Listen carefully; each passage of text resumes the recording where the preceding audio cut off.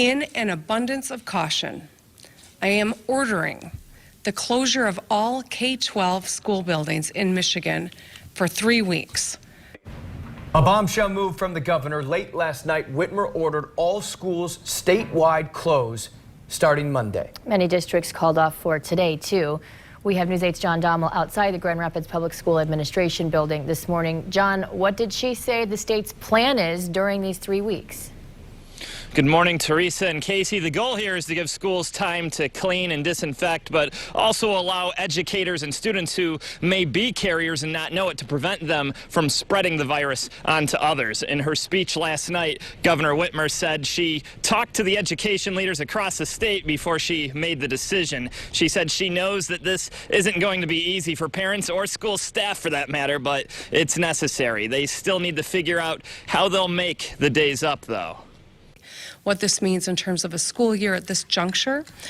This 3-week closure lines up with the vast majority of spring breaks that are on the calendar, so it really is about 2 weeks. We're encouraging schools with which this doesn't line up with spring break that they adjust and plan to be back into class on April 6th.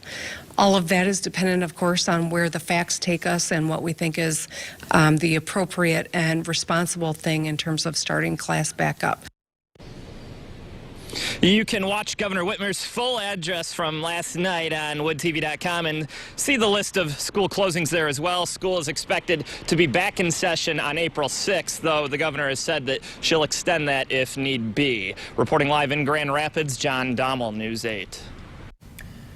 All right, let's take a look at the current numbers right now. This is across the United States, now surpassing 1,500 cases of COVID-19. We know that 40 people have died. 31 of them in Washington state. In Michigan, we now have 12 confirmed cases. Our first cases in West Michigan as well. Those are in Kent and Montcalm counties. No one has died here. Of the 3 cases in Kent County, 2 are women. 1 is a man, all over the age of 60, who have traveled internationally to areas there was known COVID-19 transmission. 2 of them have been quarantined since they returned to the U.S. The third has had limited contact with other people.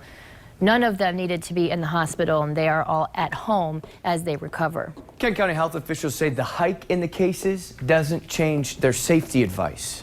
This is not a surprise to us. We've been expecting this for quite some time, and this does not significantly change the recommendations that we have been communicating to the community.